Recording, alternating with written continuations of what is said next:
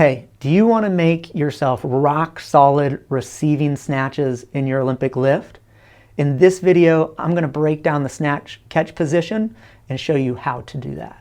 Hey, it's Drew Dillon from Project Lift, and in today's video, we're looking at the snatch catch position. Now, when it comes to snatch, most athletes who are new, most athletes who are wanting to get better are, when it comes to that movement, they're focusing on, well, if I could just receive the bar easier, if I could receive the bar better, like that's where things go wrong, is when I'm trying to receive the snatch.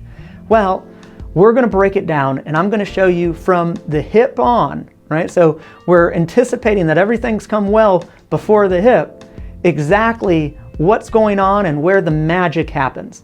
And if you're watching this video, I imagine you want to get better at your Olympic lifts. So I encourage you, check out our free guide, How to Improve Your Olympic Lifts Now. It'll give you stuff you can use in your next training session. It'll help you out. Once this video helps you, please pay it forward to a friend. Make sure you send it forward, smash that thumbs up button, and guys, subscribe. New videos are coming each week. All right, snatch catch position. Now, where we're starting here is we're starting off the hip. So this assumes that you didn't clusterfuck yourself from the floor to the hip.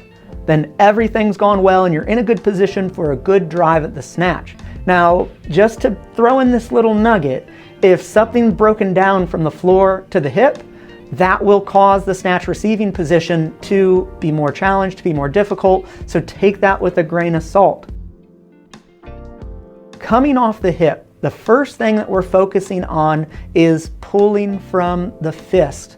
Pulling from the fist is key versus thinking about a shrug. Now, I define a shrug as using the trap, using this upper back muscle to try to pull our shoulder, our arm, and the bar up a little bit higher just to get a little bit more out of the movement.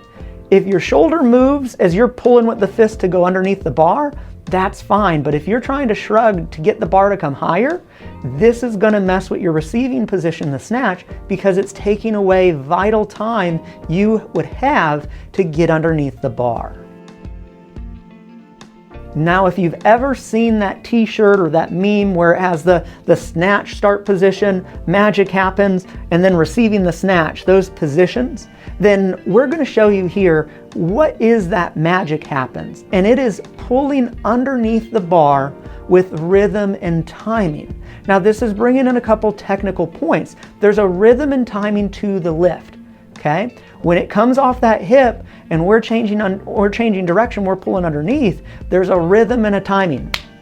Pop, pop. We call it pop, pop all the time. There's a rhythm and a timing. I'm going to connect a rhythm and timing drill up here. I know I've mentioned it in my other videos, but this kicker, in addition to pulling from the fist, is where the magic happens. If we pull too long, we break rhythm and timing. If we jump up in the air, we break rhythm and timing. And this rhythm and timing is the key. It's the magic when you're pulling from the fist, pulling yourself underneath to get ready to receive the snatch well. Next, as you're pulling underneath the bar with good rhythm and timing, your feet land solidly, flat, enabling you to stretch the bar overhead, to punch out towards the side like you're trying to pull the bar apart, punching on that bar aggressively to keep that bar overhead. Now, the second it hits, our arms stay active. It's active off the hip. The second you connect at the hip and you're pulling under, our arms are active, active, active, active the whole way through punch and stretch. They're active, active, and those arms stay active until, if you're in a competition, you receive the down signal, or if you're in training, you are intentionally letting go of the bar. If you turn over the bar and in your mind, whether you recognize it or not, you're like, whoo, I'm done, you're going to realize gravity is a real pain in the ass.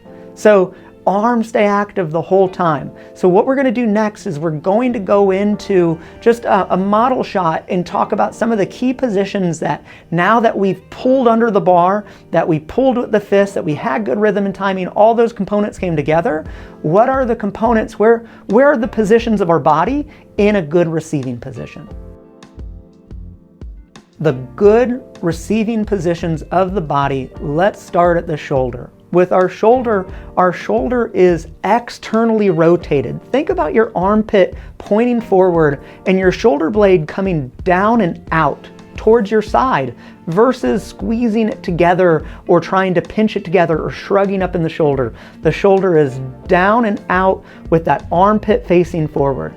The arm is slightly behind the ear, and you're actively stretching that bar overhead, pushing it to the side like you're trying to pull the bar apart. The wrist is slightly leaned back, just slightly, so it's not all the way cranked back, hurting your wrist, just slightly, and it's not straight on. If the wrist is straight on and you're an Olympic weightlifter aimed at competition, this is gonna promote a wobble at the elbow. So keep in mind that slight bend back helps to lock that elbow as well, and you also see that in gymnastics. Finally, the core. The core is engaged and pressurized. So when you're turning over and all of this is happening, this is a neurological reaction, which means we don't have time to think about it. Our core is pressurized and pushing out against a belt if we're wearing one, or against our abdominal wall if we're not. But we're engaged at that core. We have good pressure, and that's what enables those solid feet, the core, and everything up to the top to hold us in a really good position. So that is the snatch receiving position. Now, the catch position, whatever you want to call it, run with these. Now, if there's any of these cues that are, you're still confused about, this is the point where this comment section can be really fun. Write it down below. Whatever cue you're confused about, how you're thinking about it, how it came across in this video, we would love to give you support. And until next week, we'll see you then.